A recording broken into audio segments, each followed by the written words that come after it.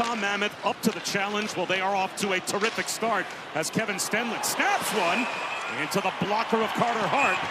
We will cover up. And here we go. This is playoff hockey. A brand new rivalry between the VGK and the Mammoth. And I just said prior that this is going to be a physical series, probably more so than people would anticipate looking at the matchup of these two teams. And you'd think initially, at first glance, that physicality would favor Vegas, but here's a look at the rush. Good job by Utah using their speed. Stenlund gets this, it gets deflected.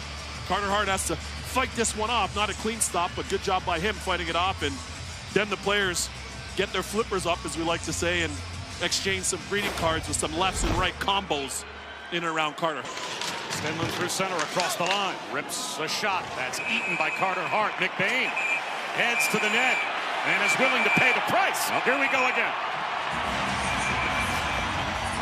And Tanev gets ragdolled. He's coming back with a couple lefts and rights of his own. But McBain's still down on the ice. He got absolutely tackled. And it is WWE weekend here in Vegas. So maybe some of the guys are inspired by that as well. A little takedown. Penalty coming. Vegas penalty number 5. Utah penalty number 13. 2 minutes each. Roughing. Teams will play 4-on-4. 2 minutes. So some open ice in the offing. We'll play 4-on-4 hockey when we come back. Game 1 of this best of 7 between the Vegas Golden Knights and the Utah Mammoth, off to this kind of start.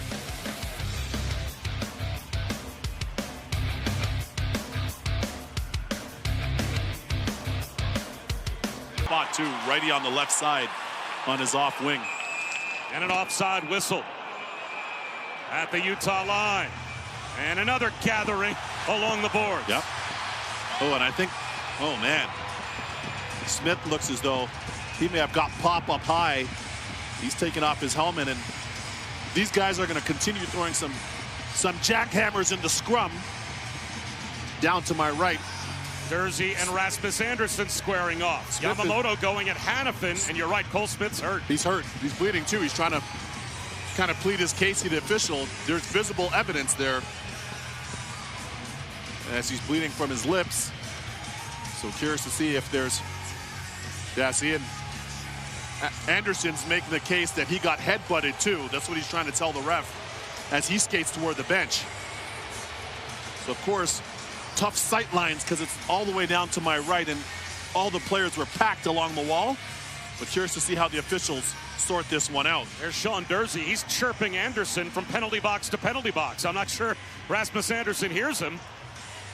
Things could get crowded in there. Well, Smith is bleeding. I see Smith. He's bleeding from his lips right here in front of the Vegas bench. And he's saying it should be at least 4 minutes. Here's another look at the scrum. There's Smith, 22. He got one early. He's down on the ice, prone, you can see, as he's in some distress. And that would set off a chain reaction. Anderson on top. Cooley comes over the top. He gets his helmet pulled off like it's a Kangol. And there is the evidence from Smith saying, fellas, what are we not seeing here? So curious to see how the officials sort this out. Smith getting tended to with the gauze. Just to my left, it's a cut above the mouth, looking to see if anything's coming out of the nose, but I mean, that's pretty indisputable. Looks like John Tortorella's trying to look at the evidence as well. Yeah, he is.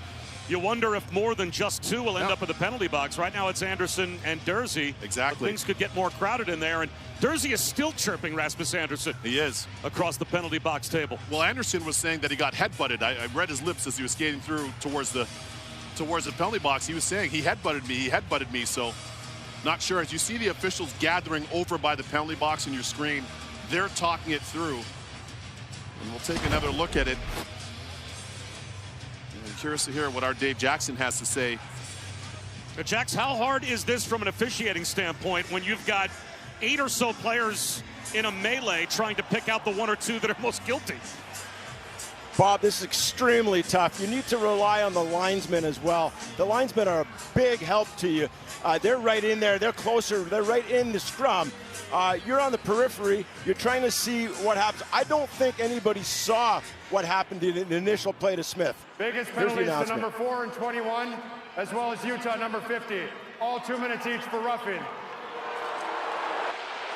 So after all of that, and I'm sure John Tortorella will be interested in how his player's bleeding, and yet Utah ends up with a power play, apparently. So now they have to recycle. 6:10 to go in the third period. Gunther a break, offside whistle. And Gunther, but that's going to draw a reaction too. Carter Hart made the stop. It was right. That was hard to hear that whistle in a building this loud, and Gunther shot the puck in spite of the fact he was offside. Yeah, in fairness to him, because it is absolutely bedlam in here. But now if you're Vegas, you can't tempt taking a penalty here. You're up 3-2. You're on home ice. You got the game in your grasp. And on the other side of that, if you're Utah, you also can't take a penalty because you're down. So discipline for both teams absolutely essential with 6 minutes and 5 seconds remaining. You don't want to be wearing the goat horns for your teammates and take a needless penalty for a lack of discipline. So cooler heads have to prevail here. And let's listen as well to Dave Jackson's thoughts, because Jax, maybe you can understand why Gunther wouldn't have heard the whistle. This all happens because of that. Do you give the benefit of the doubt to both teams and just not call penalties here? Personally, Bob, I would. If I'm on the ice, you could barely hear the whistle. You understand the player. He's focused on the puck. You've got to give him the benefit of the doubt. Now, you also have to give benefit of the doubt to the defenseman coming in. Number 56, Vegas penalty number 55. 2 minutes each, roughing. Teams will play 4-on-4.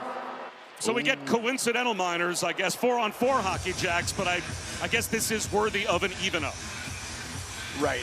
I would think that is what has to be. You can't penalize the player when you don't hear the whistle. You can't really penalize the defenseman for taking offense to that. So I think it's a fair trade-off. Play 4-on-4. They each sit for 2 minutes. Now open ice, Weeksy. This changes in a things. one-goal game with 6:05 to go. Now, if you're Andre Tourny, how do you look at deploying your troops for the 4-on-4 when you're the team that has to get a goal? I get my speedsters out there as much as possible on behalf of the Mammoth. Now, Weeksy, it looked like the worst-case scenario. By the time Vamelka finally realized he was being waved, the net was empty and Barbashev had the puck. And now, on the center circle drop, we might have some gloves dropped. Yeah. I told you, Cooley's I've been watching Cooley up close.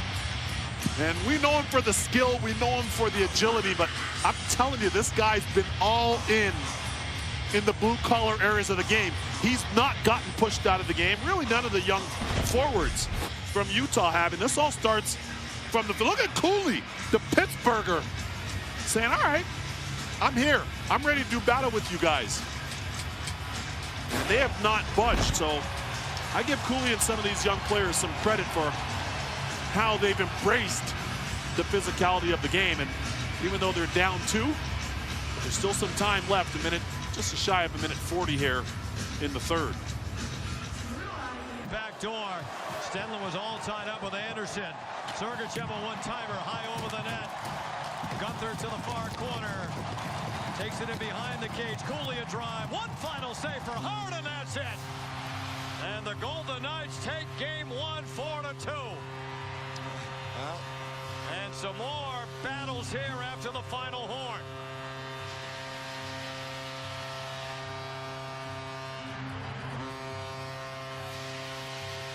There was a physical element, and for teams who meet the first time, we talk about rivalries being born in playoffs. Certainly one has here tonight between these two teams,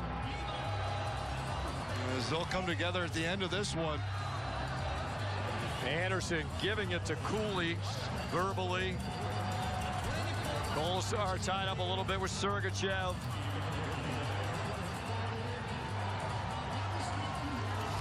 Game 1 is in the books. It goes to the Golden Knights with a 3-goal third period. How about the block by Keegan Colasar coming across?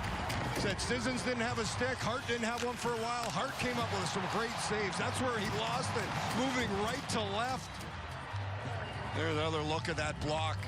said coming in tonight, playoffs, there's such a willingness to sacrifice physically, mentally, and that's what it's about, doing anything to win. The Golden Knights able to pick up a big win here in game one, and then at the end of it, said emotions and the best of both sides.